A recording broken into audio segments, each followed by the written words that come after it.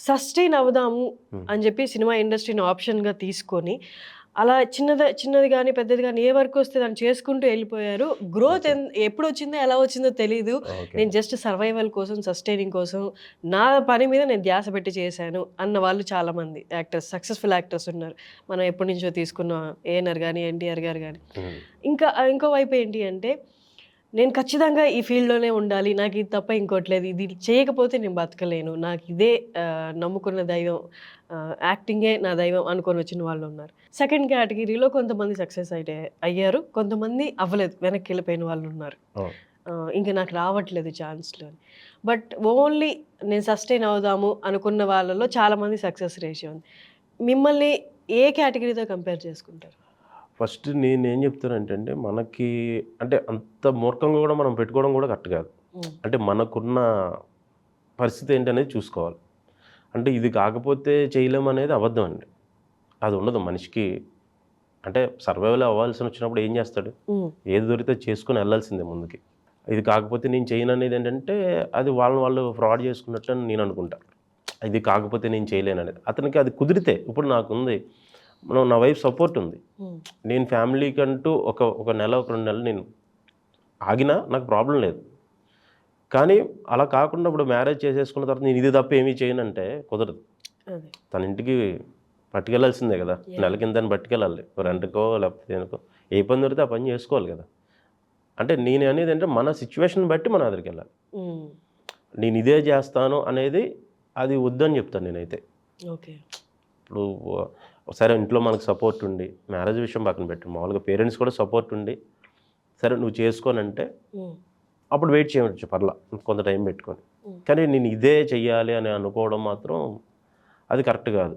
ఇప్పుడున్న సిట్యుయేషన్స్‌లో correct correct కాదంటారు. కాదు. ఇప్పుడనే కాదు ఎప్పుడైనా కూడా కరెక్ట్ కాదు. ఇప్పుడు అప్పట్లో కూడా చాలామంది స్ట్రగుల్ అయినోళ్ళు, మనకేంటంటే అంతసేపు సక్సెస్ అయినోళ్ళు కనబడుతూ సక్సెస్ ఉంటారు. అలా కనిపిస్తున్నారు. అవును. హ్మ్. ఇప్పుడు 'కృష్ణానగర్‌లో' ఇప్పటికి స్టిల్ చాలామంది ఓల్డ్ అయిపోయి కొంతమందిని మనం చూస్తుంటే పాత సినిమాల్లో వెనకాల కనిపించినోళ్ళుంటారు. వాళ్ళు అక్కడే ఆగిపోతారు. యాహ్! అంటే అలా ఆగిపోవడం అనేది మనం ఏం చెప్పలేము. ఆడు కరెక్ట్‌గా ట్రై చేయలేదు అయన్నీ కూడా మనం మాట్లాడకూడదు. ఎందుకంటే అతను సిట్యుయేషన్ ఏంటో మనకు తెలీదు. యాహ్! వాళ్ళు మేబీ ఖచ్చితంగా వాళ్ళకి కూడా ఇలాంటి ప్రామిస్‌లు దగ్గరికెళ్ళిపోయి ఆగిపోయినయి ఉండొచ్చు. ఏదైనా ఉండొచ్చు. హ్మ్. బట్ వాళ్ళు ఒక టైం వచ్చినప్పుడు రియలైజ్ అయిపోవాలి. హ్మ్. లేదు అతనికి నడుస్తుందేమో చేయకపోయినా. వాళ్ళ కొడుకేమైనా సంపాదించి పంపిస్తున్నాడేమో, లేపోతే ఇంట్లో అలాంటి సిట్యుయేషన్ ఉంటే అతను అలా ఎళ్ళిపోతున్నాడేమో. హ్మ్. నేనేమంటానంటే అందరూ ఒక ఇదిలో తీసుకోవద్దు అంటాను నేను. అంటే యాహ్! నేను ఇది తప్ప చేయలేను అనేదైతే వద్దు. అది ఎప్పుడు నీకు అన్నీ సెట్ అయిపోయి, ఓకే. నీకు ఫ్రీడమ్ ఉంది.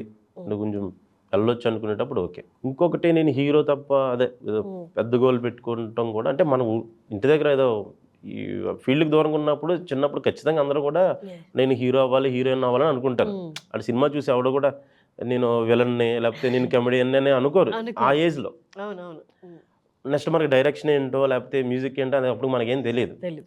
ఒక ఏజ్ వచ్చిన తర్వాత మనకి ఓకే ఇది ఉంటది. ఫీల్డ్‌కి దగ్గరికి వచ్చింది ఇంకా రియాలిటీ తెలుస్తా ఉంటది. హ్మ్. ఆహా! మనం ఇదా ఓహ్! మనకి దీనికి ఇక్కడి వరకేనా మన లిమిటేషన్ అని. అంటే కొంతమందుంటారు. మరి గుర్రానికి ఇది కట్టినట్టుగా సైడ్ ఇవేం పట్టించుకోకుండా ఎవరేం చెప్పినా లేకపోతే ఆడికి ఒక హీరో ఫీలింగ్‌లోనే అలా వెళ్ళిపోయినోళ్ళు కూడా సక్సెస్ అయిపోయి కూడా ఉంటారు హ్మ్. చాలామంది. హ్మ్. కానీ ఫెయిల్యూర్ స్టోరీస్ మనకెక్కడ వినిపించలేదు. ఓన్లీ సక్సెస్ స్టోరీసే మనం ఎప్పుడు ఎగ్జాంపుల్స్‌గా మనం చెప్తూ అవి ఉంటాం. ఎందుకంటే వాళ్ళు ఇంటర్వ్యూసే ఉంటాయి. యాహ్! మీరు చెప్పినట్టుగా ఫెయిల్యూర్స్ ఇంటర్వ్యూస్ ఎవడు తీసుకోడు కూడా. కాబట్టి మనకు తెలీదంతే. హ్మ్. ఖచ్చితంగా ఎక్కువ మంది ఉంటారండి. యాహ్! అలా అనుకుంటే అంతమంది కృష్ణనగర్‌లో ఎందుకుంటారింకా? ఎందుకుంటారు? యాహ్! అది మన చేతుల్లో ఉండదు. బట్ కుదిరితే ఉండొచ్చు, చేసుకోవచ్చు. లేదంటే మాత్రం వేరే వర్క్స్ మీద ఆప్షన్ పెట్టుకోవాలి ఇంకోటి అంటారు. నేను ఇందాక అన్నట్టుగా అదే యాక్టింగ్ మీదే ఉండిపోకుండా హ్మ్. వేరే చాలా ఉన్నాయి కదా! ఇప్పుడు కాస్ట్యూమ్ వైపు వెళ్ళొచ్చు. అంటే కనీసం ఆ ఫీల్డ్‌కి దగ్గరగా ఉన్నామనే ఒక అవును. ఆ ఇదుంటది. అంటే అంత ప్రేమ నిజంగా మనకి ఫీల్డ్ మీద ఉంటే ఉంటే. హ్మ్. ఇష్టం పోనీ వేరేది చేసుకోలేమంటే కనీసం ఆ సినిమాకి దగ్గరగా ఉన్నాన్న ఫీలింగ్ కోసమో లేకపోతే ఇంకోటో హ్మ్. వేరే 24 క్రాఫ్ట్స్‌లో ఏ వర్కైనా చేయొచ్చనేది నా చేసుకోవచ్చు. ఉద్దేశం అది. నేను అదే అండి ఇంకా నాకు ఎఫెక్ట్ టైమ్ అనుకోవచ్చు. హ్మ్. 2015 15 ఒక గట్టి 8 ఇయర్స్. అంతే. 7, 8 ఇయర్స్. అంతకుముందు ఒక 2, 3 సంవత్సరం ముందు నుంచి నేను తిరిగాను గానీ, హ్మ్. అవేవి కరెక్ట్ పాత్‌లో ఉండేవి కాదు. ఇలాగా ఎవరినైనా ఆర్టిస్ట్‌లను పట్టుకుంటే వాళ్ళు సీరియల్స్ జరుగుతూ ఉండేవి. హ్మ్. అక్కడికి రమ్మనేవారు ఫోటోస్ పట్టుకొని ఇలాగే. ఫోటోస్ పట్టుకొని వెళ్ళడం. అయితే ఏదో బొకే ఇచ్చుకొని అక్కడేదో బర్త్‌డే లాంటిదో జరిగితే జూనియర్ ఆర్టిస్ట్ లాగా ఆ బొకే ఇవ్వమంటం. హ్మ్. అంటే నాకది కూడా మనకు ఊరు నుంచి వచ్చిన షూటింగ్ చూడడమే మనకెక్కువ గదా! అది కూడా యాహ్! నేను ఎంజాయ్ చేసేవాడిని. ఆ! అంటే నా పెట్రోల్ నేనే కొట్టించుకొని అలా ఎళ్ళేవాడిని. అలా పే చేసేవారు కాదు, కానీ నాకేదో ఆ ఎన్విరాన్మెంట్ ఇష్టం, వెళ్ళేవాడిని అనమాట. అలా వెళ్ళి స్టార్టింగ్లో అవన్నీ కూడా ఉన్నాయి, బట్ అవి ట్రయల్స్ కింద మనం చెప్పుకోకూడదు. కరెక్ట్గా చెప్పాలంటే అప్పటి నుంచి అనుకో 14-15 నుంచి అనుకోవచ్చు. ఎవరైనా ఇప్పుడు ఇండస్ట్రీకి వస్తాను అంటే, ఇప్పుడు మనం కెరియర్ ఎలా స్టార్ట్ చేసామో అలా స్టార్ట్ చేస్తాను. బట్ ఇప్పుడున్న జనరేషన్ వేరు కాబట్టి ఇప్పుడే వాళ్ళకి తగ్గిన వేలో వాళ్ళు స్టార్ట్ చేస్తాను, వర్క్ చేయను అంటే అందరూ ఎంచుకున్న మార్గం కాకుండా ఇండస్ట్రీకి వస్తాను, ఇక్కడ ఏదో ఒకటి దొరికిందే చేసుకుంటూ యాక్టర్గా సెటిల్ అవుతాను అని ఎవరైనా మిమ్మల్ని అడిగితే, మీ సజెషన్ అడిగితే ఏం చెప్తారు? అది టైం పట్టేస్తుంది, అది వేస్ట్ అని చెప్తాను నేను.